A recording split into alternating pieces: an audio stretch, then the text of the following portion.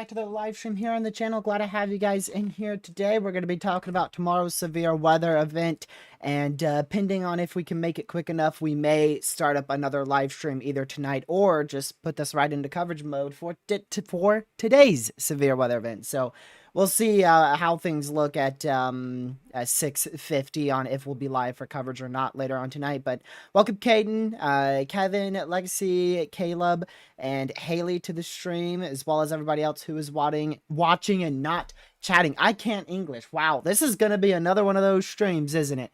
My goodness. Well, let's go ahead and dive right on into this. We're going to turn on, let's see, so many different scenes to choose from. We're going to go with this one. This is the scene that I like the most for these briefings. Okay. For a second, I thought something's glitching there with my my overlay. Did you see that lag spike there? It wasn't wanting to transition. So ignore the model above my face cam. We'll go ahead and I don't want to spoil that yet. That's a model run for a little bit later on in the live stream that we can all get a good laugh out of. So let's just flop our satellite. We'll flop it over the CU field that we are currently watching. If you look above my face cam over Nebraska, Kansas, it's where we may see some storms start to fire, either whilst we're live or just after we are done streaming. So let's go ahead and dive on into this. If we do have a severe, I'll switch between this scene and the severe thunderstorm warning scene, so that way we could get both the full screen and the double screen like this. So let's just start with today's severe weather threat on your Storm Prediction Center's outlook. That way we know what we're talking about. So for today, we have a very large slight risk, level 2 out of 5. For severe weather in effect for North Dakota, South Dakota, into Nebraska, and Minnesota. Tornado threat today is fairly low, but we do have a fairly large 2% chance for tornadoes. The main area I will be watching for severe weather is, like I said, right out in front of that CU field, somewhere out in this general vicinity, maybe even a little bit more into Nebraska as well. Damaging winds for today, we could see up to 70, 75 mile per hour winds in and around that 15% chance area for severe weather, specifically damaging winds of 58 miles per hour, if not greater. Hail is also going to be an issue as well. We have a very large slight risk out for the potential of up to 2-inch hail today. About 1.5 to 2 inch in diameter hail will be possible, but I'm watching this area very closely, and I do believe we could see a couple tornadoes, maybe even an instance of some extremely large hail, possibly even upwards of 3-inch in diameter, if we can get storms to fire in that atmosphere on the far southern side of this risk for today. So that's going to be where I watch. If we go live for coverage, it's going to be for that area down there. Tomorrow's risk for severe weather. I do have some good news. We will have our storm chaser Connor Croft out and about there. He's currently taking a 10-hour overnight drive up to Minnesota and South Dakota in order to give us a live feed on tomorrow's severe weather threat out there. So we do have a very large enhanced risk, level 3 out of 5 for severe weather. The first one in 20 days. Almost went 3 weeks without an enhanced risk for severe weather. The last enhanced risk for severe weather we had to do urgent coverage for. We had destructive storms roll through northeastern Ohio, which spawned 4 tornadoes, as well as 85 plus mile an hour winds. Tomorrow's main risk will include the potential for a couple tornadoes in this 2% chance for tornadoes, as well as in that 5% chance for tornadoes. Damaging winds will be the primary concern, where we could see upwards of 90 mile per hour winds, especially in the Twin Cities area of Minnesota, back out towards Sioux Falls, South Dakota, and that Black Hatched area, which that is something we haven't seen in a very long time, probably ever since the Chicago derecho, which was actually upgraded to a 45 sig wind risk in the afternoon update. So that's a risk we don't see all that common, at least in August. It's been a little while since we've had that. Like I said, the last one, I don't know what the props were for that, but I believe it was a 30% wind risk that we had when it was 20 days ago. What was it? August 6th, I believe. We had a 30% risk for damaging winds over Ohio. Then we also have our hail risk, which is a massive issue as well, where we could see 3+ inch in diameter large hail, and that's a very big risk as well. So all hazards on the table. Everything should be significant aside from our tornado threat, unless our HRRR does play out the way that it does. if this actually plays out the way the HRRR shows it. So we'll go ahead and dive on into some models right after I just show you guys really quick the big day 3 risk for severe weather. We have a very large slight risk, level 2 out of 5 for severe weather out here in Wisconsin, Illinois, Indiana, Ohio, and really centered over Michigan. Don't really know what to think about that. It doesn't look to be that notable at the moment, but we will be monitoring it just in case. We're going to have to wait until we get closer because, like I said, with these summertime thunderstorms, it's really difficult to predict what's going to happen until pretty much day of. So that's why it's, very alarming that we have a day 2 enhanced risk already, because that means the SPC is very confident in significant severe weather occurring tomorrow.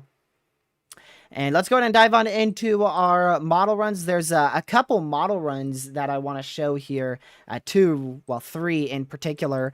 But there's a lot of disagreement between our other models that I can't show because we don't have rights to them on, at least to show in broadcasting. But there's a lot of model disagreement on exactly what's going to happen for tomorrow. So you can see later on today, we could see a supercellar 2 fire up about 7, 8 o'clock Eastern. And if that does happen, that would be our main risk for tornadoes. Some large hail out there in South Dakota and North Dakota. Maybe even possibly getting into Minnesota very late tonight.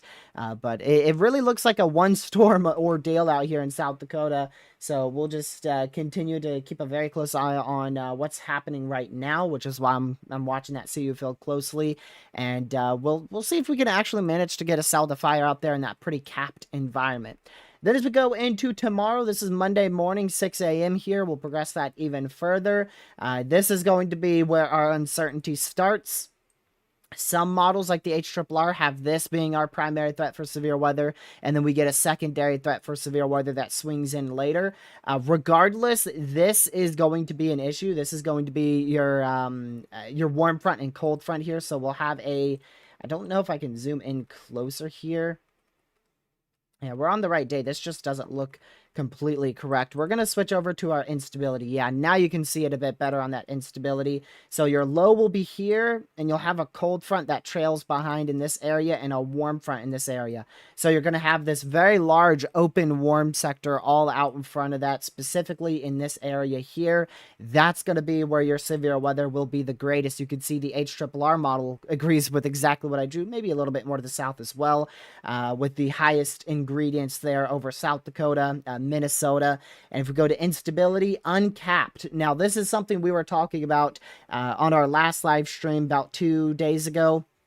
We didn't know if this was going to be capped or uncapped. Our newest model data has this whole area completely uncapped, which is a massive, massive issue because uncapped 5,000 instability in August, that is a recipe for a derecho. And if we look at the HRRR, it does something a little bit funny with this instability, something I don't agree with.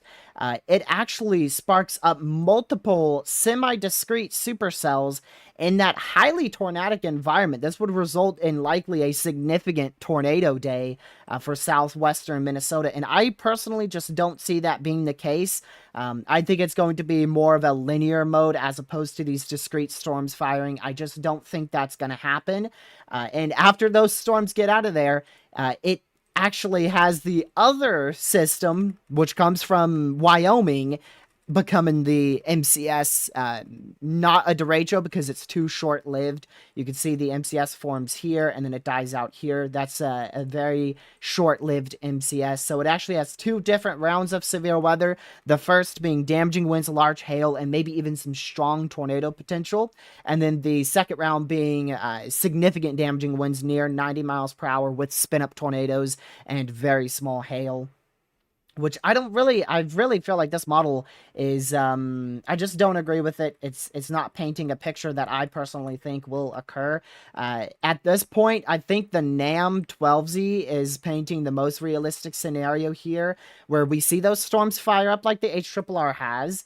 Those rapidly grow upscale into a line of damaging winds, and that's our primary threat for severe weather for Minnesota. And then the other one just dies right out. I mean, maybe some isolated severes out here in South Dakota and Nebraska from that second line, but the primary line, which the HRRR has being discrete, is actually our primary severe weather threat. So I agree with the NAM model here a little more than the HRRR, which is not something I thought I'd say. And I mean, gracious day, the NAM, man, it just paints such a ridiculous environment. I mean, you have this very large warm sector over just the whole risk area. It is just extremely, extremely ridiculous for any model run. I bet the yikes. That's a double surface low, if not a triple. What is the NAM on? I think I'm seeing that correctly. I don't know, but I'm pretty sure I see a triple surface low here. I'm trying to find a product where I can show this a little bit better for y'all. There's not really one that's going to show this too well. But you have a low pressure here, here, and back out here. So it has like a triple low pressure. This one I don't think does much. These two probably merge into one. And then this is the one that sparks that secondary severe weather threat. Slightly on the NAM, but a whole lot more on the HRRR. So a very unique model run there. I don't agree with that one completely either. But it looks like, let me go look, I want to go look at the Weather Prediction Center, see what they are saying about this. I want to see what the WPC has for tomorrow. So tomorrow's Monday. Yeah, they actually do have 3 different surface low pressures, but not where the NAM has it. So they have the Weather Prediction Center, which is, of course, the official, one of the official government branches for weather. They have a low pressure here, here, and then back up here. They don't have one in Minnesota, in west central Minnesota, like the NAM has. So really interesting. Tomorrow's definitely up in the air in terms of exactly what will play out. But we have a high-end environment, and we have a good setup. We have a good setup. It's just a matter of the storm mode. And I want to see, that's bad news. That's how we saw our derecho, our Chicago derecho. We had a fast-moving shortwave trough like this. But this isn't as far south. If this was more south, I'd be a lot more concerned. You know what? That is weird. That is weird. So the NAM model has the main MCS potential derecho up here. The NAM 3K has it on the first round down here, which I agree with. And then the HRRR has it more down here. So there's different areas on all these model runs that paint different pictures here. The NAM is very weird. So this isn't the NAM 3K. This is just the normal NAM model. And it shows the main event being more of up in this area. So that has your warm front. You can see your cold front, warm front up here, which is more to the north as if we go to like the HRRR. Look how much further south that is on the HRRR. The HRRRs, we'll do it in pink. HRRRs is way down here, and then the NAM 3K is slightly different than that. Kind of an in-between both of them for that cold front, and then the warm front back up here. So multiple different areas for that surface low, and that surface low is going to determine everything, because if that surface low is more south, then the entire system's going to track more south. If it's more north, the entire system's going to move more north, and by system, I mean the line of damaging winds. So we'll definitely need to watch that, but here's your main risk area. That's probably why they have such a large enhanced risk level 3 in place out here, is because they don't know exactly where that surface low will track. They just know, hey, this whole area is favorable for significant hail, significant winds, and a couple tornadoes. So they just highlighted the whole thing. Almost 5 million people under that main risk for severe weather tomorrow, level 3 out of 5, with an additional 12 million people at risk in that slight risk level 2 out of 5, and then a ridiculous 40 million people inside that level 1 threat marginal risk for severe weather. So a lot of severe weather, a lot of people under the gun for severe storms tomorrow. It's also important to note, I like to note this with as many risks as I remember. Not everybody inside this risk area is going to see severe weather. Some of y'all will see light rain. Some of y'all will see literally nothing. And then others may unfortunately see, you know, the 80, potentially even up to 90 mile per hour winds that may be possible for tomorrow's severe weather event. As for today's risk for severe weather, my personal thoughts is this whole area is going to stay completely capped out up here. So we personally, my opinion, I don't think we have to worry about much out there. The area I am actually quite concerned about because it looks really good. If we can switch over to our mesosector, yeah. So this isn't really like bright. Wish we had something different. Yeah, but this is your lower level water vapor. You can see a couple bubblers. You know what? We'll just... Hello? There you go. That I don't know why that scene's lagging.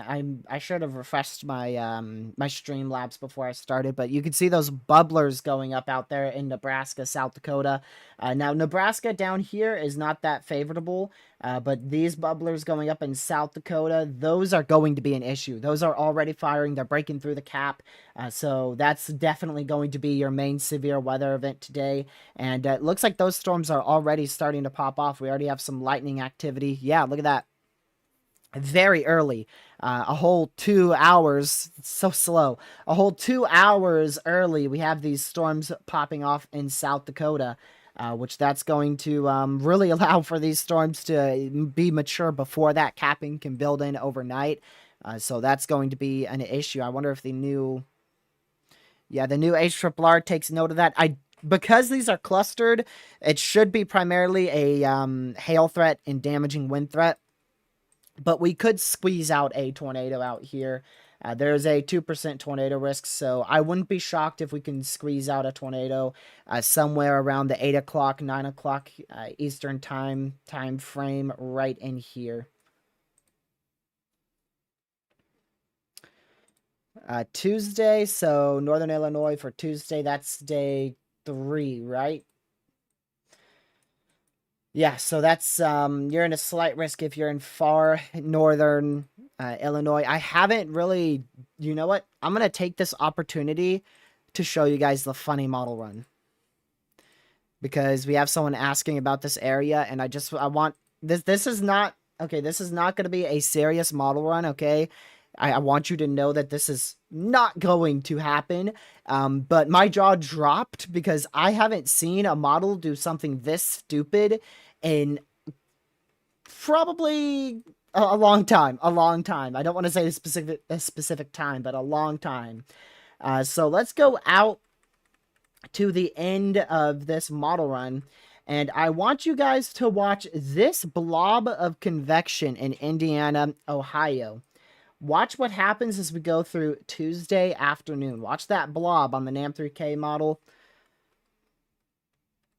We get a west-moving derecho on this model.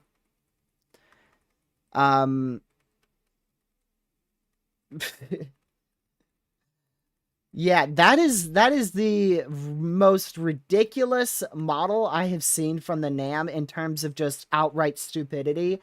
Because you have this favorable, very favorable environment for a derecho, but it moves west. It moves west. We get a west-moving derecho on the NAM3K. So, yeah, I don't think that's going to happen.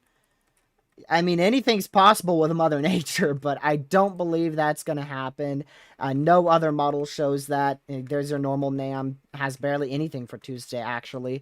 Your HRRR doesn't go out that far, but it still has a relatively favorable environment out here. So, for Illinois, I would really like to wait because we're not close. Typically, you want to wait with these summertime storms. At least wait until the event's within 36 to 48 hours, because models beyond that are just very inaccurate unless you're looking at the pattern.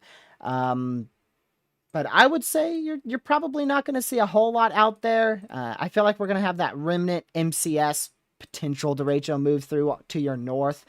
So I'd be keeping an eye out for a couple instances of damaging winds on Tuesday morning, Tuesday afternoon. But there's a lot of uncertainty surrounding that. So definitely don't lock that in. There's going to be a lot of different scenarios for that area on Tuesday. Milwaukee, same thing. Just keep an eye out on most of the day Tuesday for the potential of damaging winds. The closer we get, the more we'll know. For instance, this severe weather event, the one we're going to be tracking tomorrow, 2 days ago, it looked like the capping was going to just stay in place and this event would really not do a whole lot.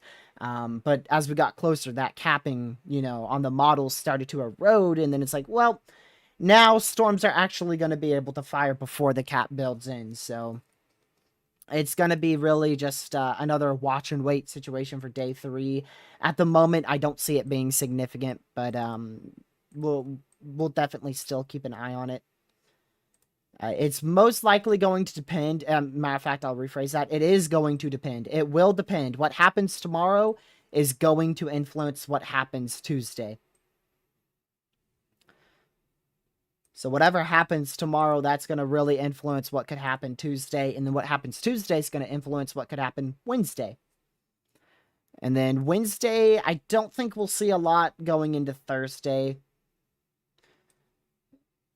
If we do, it's going to be in my neck of the woods. Here's Thursday on the NAM model. Yeah, and all this whole area here, favorable ingredients would move southward into Virginia, North Carolina on Thursday afternoon, Thursday evening. I actually didn't get a chance to look at the new models. Yeah, there you go. Thursday. Not really anything for me, honestly. Yeah, it kind of skips over me. I'm okay with that. I'm okay with that. Whoa. What the heck? What is that thing doing?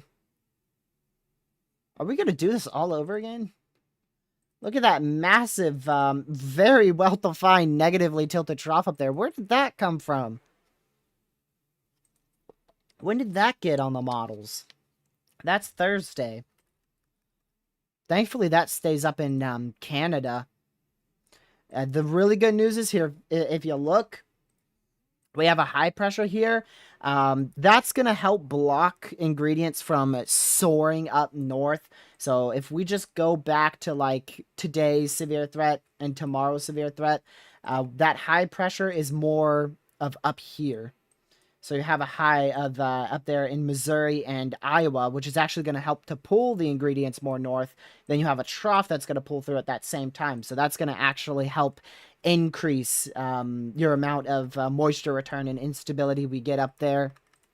And that's very, very evident. If we go back, you'll see it. You can see the high pressure and the trough, the low pressure, working together to soar a bunch of instability all up in this area here for the next 2, almost 3 days. And look, it just sits there. It just sits there. And then it tries to do it again on Thursday. It tries really hard to do it again on Thursday, but it just doesn't succeed, and it's no concentrated area. Thursday evening, you do see this little area here, little indent, so we might have another severe event. Yep. We might have another severe event on Thursday. We'll go look at some ensembles really quick. Yeah, look at that. Good solid old classic bullseye target from the GEFS there. Square right in the middle of kind of a tri-state area. Yeah, so whoa. Ignore that. I want to look at some ensemble here. Yeah, there's fair amount of agreement. Look at that. A lot of agreement. Ensemble 18 and Ensemble 3 don't show anything, but the other 18 show something, and some of these even show a notable one, like Ensemble 4 goes crazy. Look at Ensemble 4 in southeastern Minnesota, Ensemble 2 for Thursday. So yeah, this is what I like to use for trying to see what severe weather may occur, like in the long term. So you know, the closer we get, we could kind of downgrade. So the GEFS, typically I use that stuff for like 180 plus hours out, but you know, it's still good to use closer because I mean, why not? But this really helps you look at the overall pattern that is developing, which this should be if depending on if Thursday does nothing, this should be one of our last severe events for quite a while. I mean, we'll see if Thursday can do something. I mean, that is a pretty solid bowling ball trough ejection there for Thursday. So I would definitely be watching this area for severe weather potential Wednesday into Thursday. And after that, we get into this very solid blocking high pressure over the entire United States. Very solid zonal flow happening here. Massive high pressure ridge over the southwestern side of the U.S. And that's going to allow for a wow. um, okay, not going to lie. I completely forgot it's hurricane season. So Ensemble 10 gave me a heart attack. It has a hurricane in the Gulf. We shouldn't be looking at this, but I'm going to look at it just for fun. That gave me a jump scare. I forgot it was hurricane season. Man. Yeah, no agreement at all on tropical systems.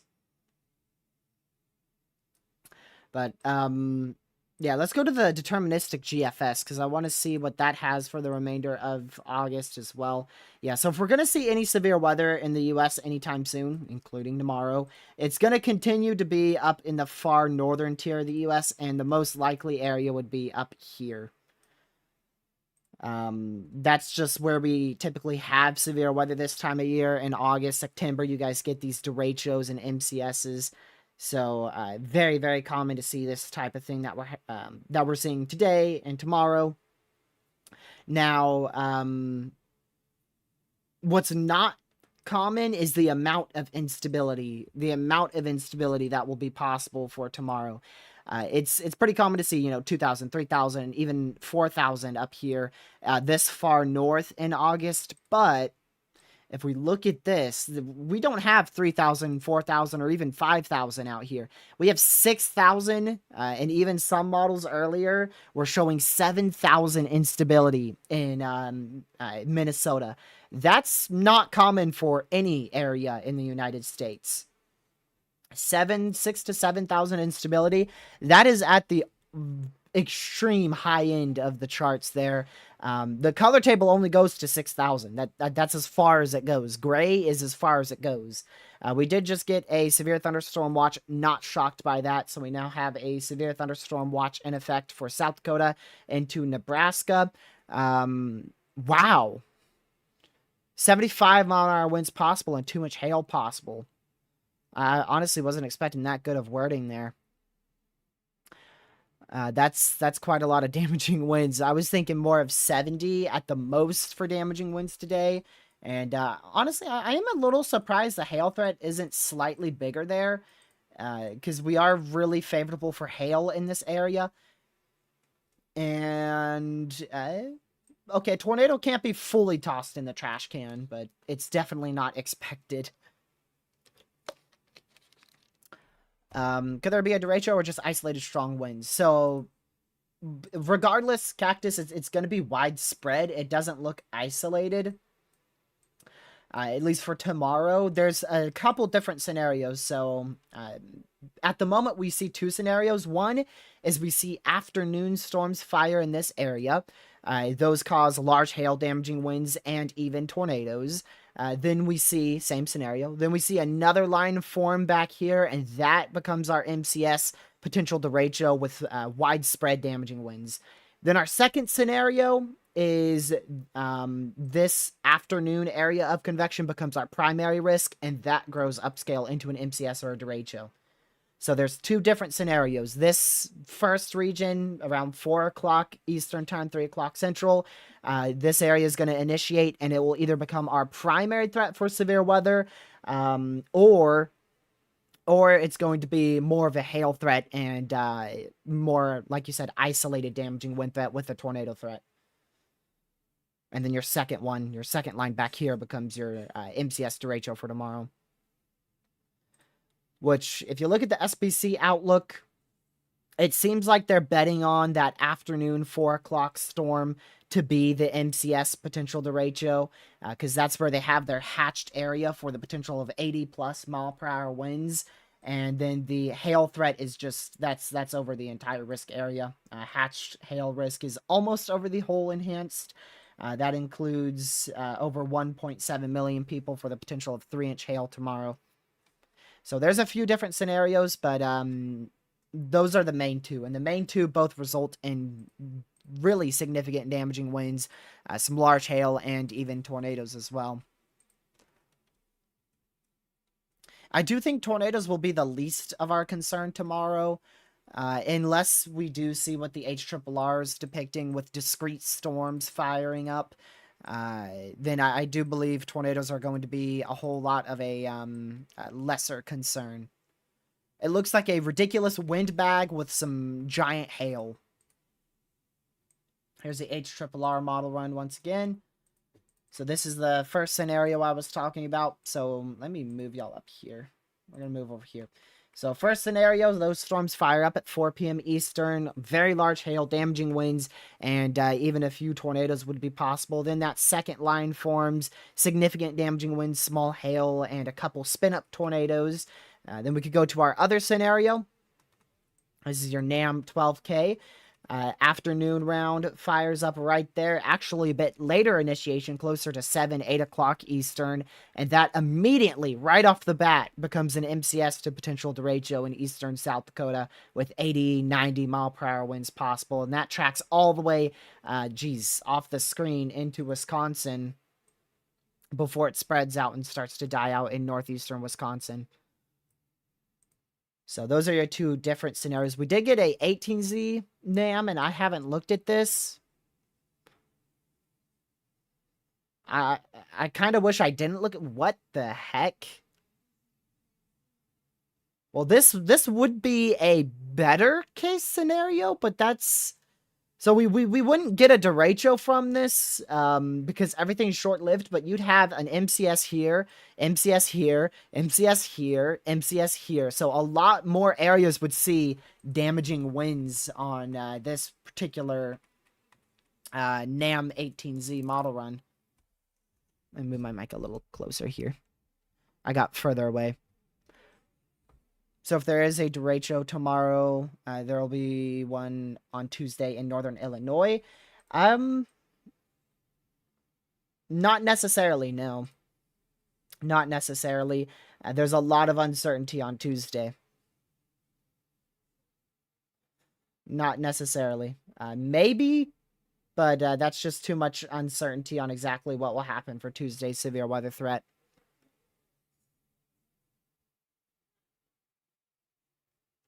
Why am I not looking at chat? I literally just...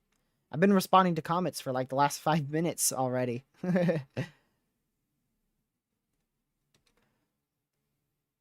Let me go further down here. I mean, unless my chat's behind. Girl Dev, no.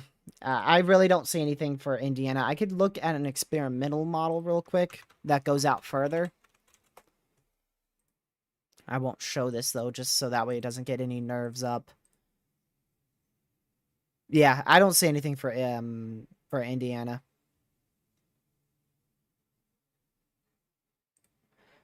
I do not see it. I mean, you could still see some isolated damaging wind instances, but nothing significant by any means. Tuesday does not look like a big day at the moment.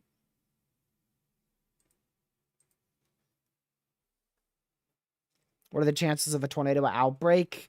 Well, an outbreak is 6 or more tornadoes. That's considered a regional tornado outbreak. The chance we see 6+ tornadoes tomorrow, definitely not high by any means. It's going to depend on the storm mode, but I don't know. See, that's really, I wouldn't put it in the trash can for sure, but yeah, we're definitely gonna have a possibility for 2 or more tornadoes tomorrow for sure. That's a very real possibility. But the reason why we don't like to talk about more than 2 tornadoes is that's just really 50-50 on if that's ever going to happen. Unless the environment's like really favorable, and that's when they issue those moderates and high risks.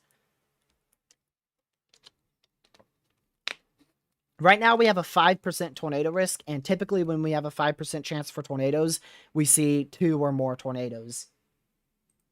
But there have been cases where we see tornado outbreaks in a 5% risk, and it's going to depend on if we see a scenario like this or a scenario like, give me just a second, like this. This scenario that the NAM has would result in a lot of damaging winds and maybe some very low spin up tornado potential. Scenario like the HRRR would result in a much higher chance for a tornado outbreak to occur because it has those discrete supercells that fire. You get 3, 4, 5 discrete supercells just before the sun sets there tomorrow night. So that would be a lot more of a worst case scenario out there. Let me look at the temperature dew point spread. Yeah, those would definitely be tornadic, have the chance to be tornadic. I don't think this scenario is the most likely one. Like I said earlier, I believe the NAM 12K, that's going to be what I'm sticking with. I think we'll see a line of damaging winds with some spin up tornado potential.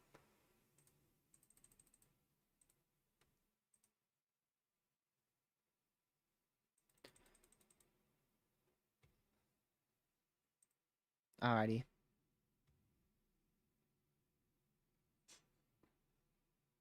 You're welcome, Girl Dev. Thanks for tuning in.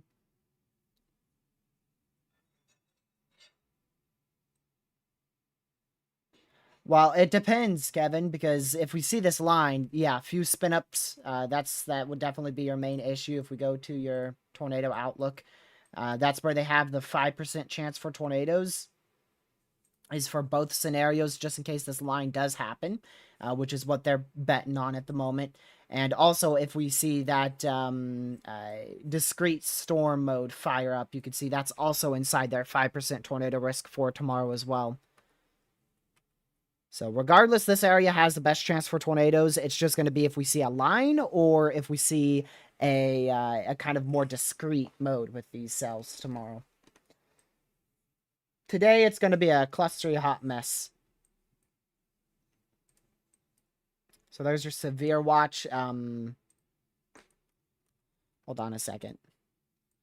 Radar Omega, let me go look at the SPC site here. Let's see which one's correct.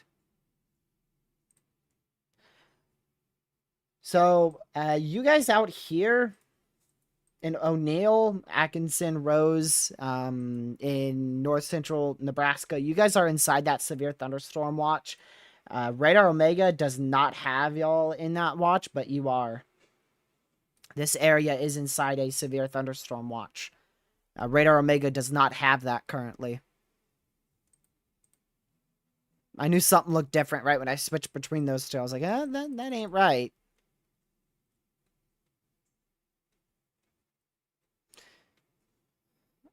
I'm going to wait for the...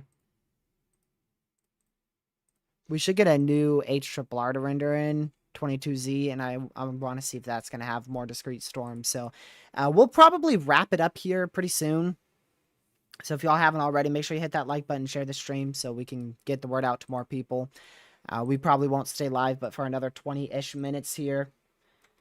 And I'll keep an eye out for urgent coverage. You know, if it's needed, we'll start up a urgent live stream and cover this threat. I'll be at my computer for probably the next 4 hours watching these storms because that's what I love to do. I sit here and watch clouds. And we'll be here for, man, I'm probably gonna prepare for a 5+ hour live stream tomorrow. I've got to prepare. Ohio's planned power outage on Tuesday at 6:30 a.m. Eastern to 11:30 a.m. Eastern. Wow. I haven't heard of that before. A planned power outage. I mean, I guess that makes a lot of sense if crews have to work, but most of the time, at least here, they wait for it to break to fix it. If it ain't broke, they don't fix it. You said for Tuesday? Tuesday. Let's go out to Tuesday. I'm going to go check a few different things. So right off the bat, if you're in northern Ohio, you have a risk for severe weather for the probably the late afternoon into the evening hours for Ohio. Let's see here. So I would keep that in mind. In terms of temperatures,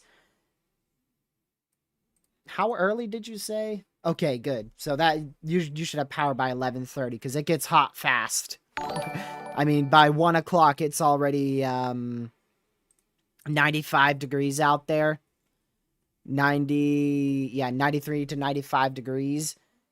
So you definitely don't want to be out there for out of power till 2. I'm gonna have to send Lucky that the troll came back. So not that bad. Not that bad, other than the temperatures in the afternoon hours. And the humidity should be pretty low too, so you should be pretty good. I don't think you'll be seeing a lot out there until the late afternoon hours. There's 2 different scenarios that could unfold in terms of thunderstorms. Neither one of them result in Ohio seeing significant weather. Maybe some thunderstorms for the second scenario, which would be in the morning hours, close to 6 to 8 a.m. for Western Ohio. But I don't think that will play out. I think most of Ohio, maybe extreme northern Ohio, but most of Ohio will be clear. So if you're in like this area of Ohio, you'll have a risk for some rumbles of thunder, maybe a severe storm or two as we go towards the late evening hours.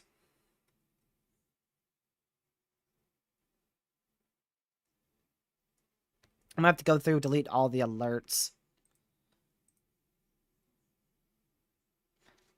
Because the troll's the only one who has their subscription set to visible now.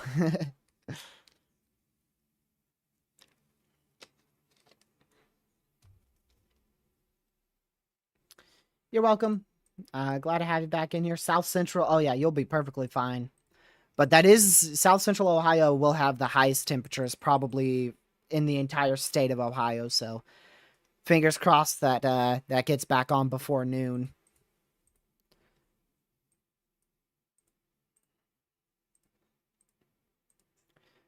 Let me go over to Tuesday. Yeah. South Central Ohio towards Portsmouth. I probably butchered that. This area of Ohio is going to have the highest temperatures most likely for Tuesday. I wonder what the heat index. I bet your heat index will be near 100 with base temperatures right around 93, 94. But yeah, let's go through all this severe weather one more time. All of our SPC outlooks, just so we can give another rundown here. Doing good, Caleb. I'm alive. That's about all I can ask for. We did just get a severe thunderstorm warning out here in South Central South Dakota. Really an ordinary severe, not anything to be concerned about. Just make sure you're indoors, away from doors and windows if you're in that yellow polygon. I know there's a lot of yellow ongoing here. We've got the severe watch, the slight risk, and the severe storm. But here's your outlook for today. We do have a very large level 2 threat out of 5 for severe weather. That's called a slight risk, with a marginal risk level 1 surrounding that in the dark green. Main threat today will be the potential for a brief spin-up tornado, specifically in the far southwest side of this green area. The wind threat will be decently high. We do have a chance for up to 70-mile-per-hour winds out there in South Dakota. And the hail threat will also be a little bit high as well, with the potential of up to 2-inch hail out there in South Dakota. And we could even see a few isolated events of 2.5-inch hail in South Dakota today, depending on how close together those storms stay. If they're clustered or discrete, that's going to allow for more of a hail threat. If they go upscale linear into a line, there'll be more of a damaging wind threat. Tomorrow's our big day for severe weather, biggest day in, well, our last enhanced risk was 20 days ago, but it's been a long time since we've had a hatched wind and hail risk on the same day. So a little bit more than 20 days. We do have a 2% tornado risk with a 5% tornado risk in the middle of that for tomorrow in South Dakota and Minnesota. Damaging winds will be a very surreal possibility, with potentially upwards of 90 miles per hour possible tomorrow in this black hatched area. Keep in mind, this risk could expand or be upgraded. And then your hail risk, also in this black hatched area, we will have a risk for 3+ inch hail in diameter. I don't think we'll see. I think 3-inch hail is going to be, a pretty good bet there. I don't think we'll see anything larger than 3-inch in diameter, but I could be wrong. So, about right around up to 3-inch hail will be possible tomorrow in that hatched area. And then day 3, we do have a slight risk for severe weather. Not really much detail here on the SPC outlook because it is day 3. They don't provide their categorical probabilities until the day 2 outlook for severe weather, but their discussion does say the potential for damaging winds and some large hail will be possible. They do not mention a tornado threat at this time, and I don't believe we'll have much of a tornado threat on Tuesday. So mainly large hail and then eventual upscale growth into damaging winds will be possible, and that yellow level 2 out of 5 for severe weather for Tuesday. At the moment, that is a slight risk, so a normal slight risk, up to 70-mile-an-hour winds, up to 2-inch hail, and a brief tornado should all be possible on Tuesday.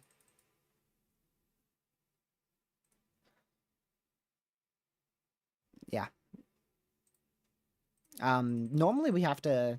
Yeah, okay. I was just trying to think of the exact probabilities. I get confused sometimes, too, even though I've been doing this for, 3 years now? Yeah. Actively tracking it for 3 years, but I've loved weather my whole life.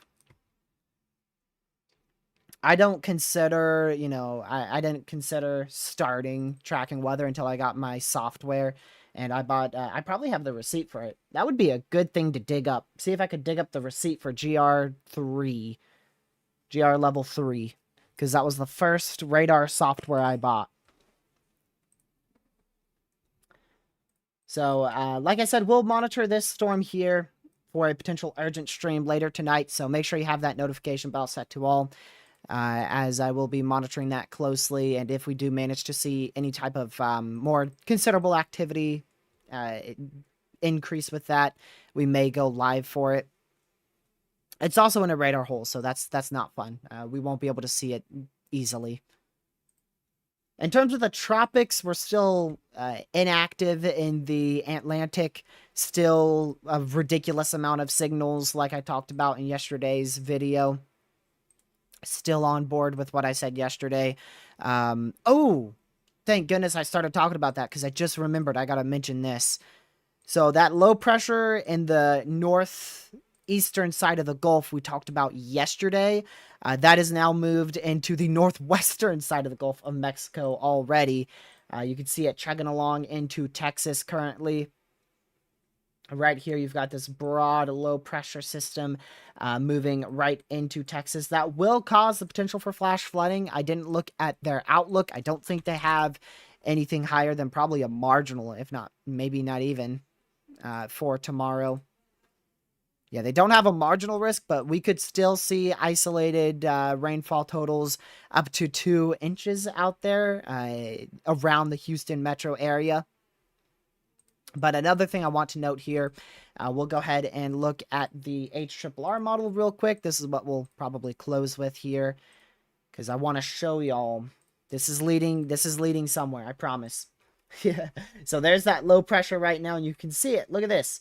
Right as it hits land in the peak heating of tomorrow, right around 3, 4 o'clock, it's going to be able to throw on some cells here onshore.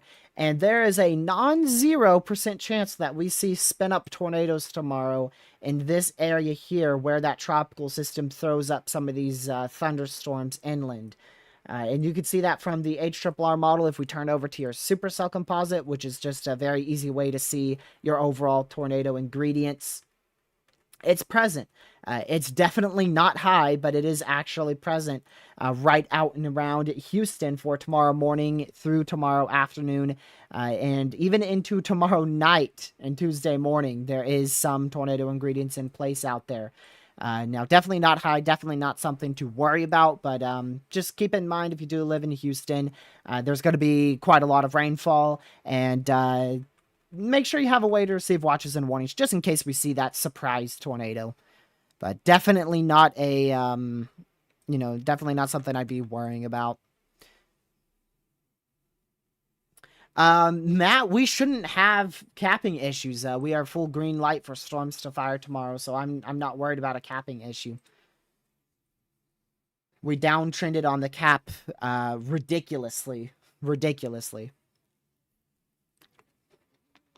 Now, if storms aren't going at 10 o'clock, then the cap's going to be an issue. But we should have storms ongoing between 5 p.m. So, Aaron, not that much of a severe threat for you tomorrow. In terms of a tornado risk, I should say. Damaging winds up to 70, possibly even as high as 75 miles per hour will be possible. A small hail up to an inch in diameter. And you're not in the primary tornado threat at this moment. And yeah, just because you're not in the 2%, though, doesn't mean you won't have a chance. Your chance is just less than 2%. So I'd keep an eye out specifically for damaging winds, small hail, and I wouldn't fully rule out a brief spin-up tornado, but that tornado risk is very, very low for your area. In terms of exactly what's going to happen, there's a lot of uncertainty, but overnight, sometime very late tomorrow, we should see thunderstorms fire off to your west and make their way into your region sometime Wednesday morning around 4 a.m. But there's quite a bit of uncertainty on exactly when and how storms are going to fire out here in South Dakota into Wyoming, because we have a large area. We're going to see we should see multiple rounds of severe weather in this risk. We'll have storms fire here. Storms will probably fire in this area, and then another line back out in this region. So we'll have multiple storms to keep an eye on tomorrow, multiple different areas. So yeah, we'll probably start coverage. We'll either start it at like 3:50, or we will start it closer to 6 p.m. Eastern. It depends on when storms fire.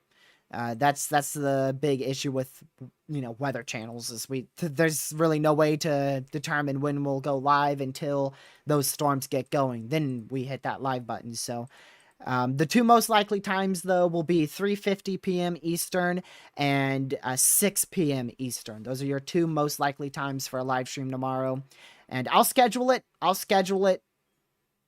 Sometime tomorrow afternoon, in the middle of the afternoon hours tomorrow. I'll schedule that stream so that we all know when I'm going to go live. And that stream time, of course, could still change. So I appreciate you guys tuning in. We're going to go ahead and wrap this up.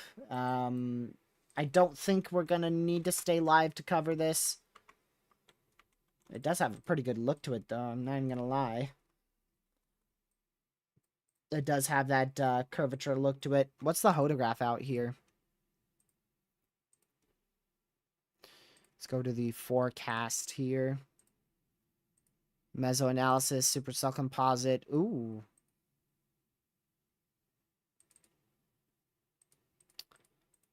Let me get a hodograph. Wow. Yeah, if this storm can stay like this, it actually might be able to produce a tornado. Hold on, I'm going to check one thing real quick, and depending on that, I probably will end.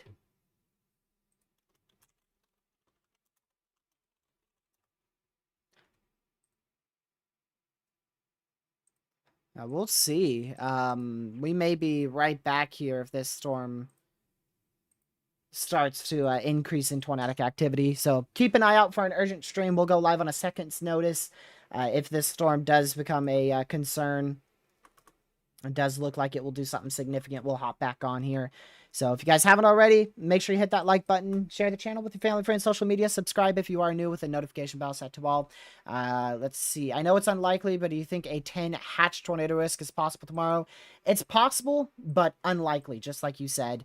If there's more confidence in a discrete storm mode firing, there's a chance we'll see a 10 significant tornado risk somewhere out here, maybe slightly more off to the east, depending on if those discrete storms fire. But okay, well, I'm going to skip a bit of the intro music because I do want to see this person's area. So our intro music will be a little short. You should be fine. Honestly, just some isolated damaging wind gust out there. Henry, I would watch Tuesday afternoon the most. We could have up to 70-mile-an-hour winds in your area Tuesday afternoon. So, yeah, I don't think it'll be anything bigger than that. But the closer we get, the more we'll know. So, yeah, that's going to be it for today's live stream. I've got to figure out how to fix that overlay because it's getting on my nerves. A little bit of a flash warning in the background. But that's going to be it for today's live stream. Okay, well, Minnesota. I'm going to go flop in Minnesota here. Oh, you're far enough north. You're good. You're good. You're far enough north. You do have a risk for some strong storms tomorrow, up to 70 miles per hour. 1-inch hail. But you are far enough north to the point where I think you will be okay. But I'd still watch tomorrow because you could get something. But we'll be back here tomorrow. Tomorrow's our next planned live stream. Could still have an urgent stream tonight if we manage to see stuff pop off that looks significant in South Dakota. But that will be it. Thank you guys so much for watching. This is only going to be like a minute outro because I stayed on a little bit later than I wanted to here. But yeah, thanks for watching, and I will see you guys in the next one. Stay safe, watch severe weather in the tropics. Have a great rest of your night. I will see you guys tomorrow. Goodbye.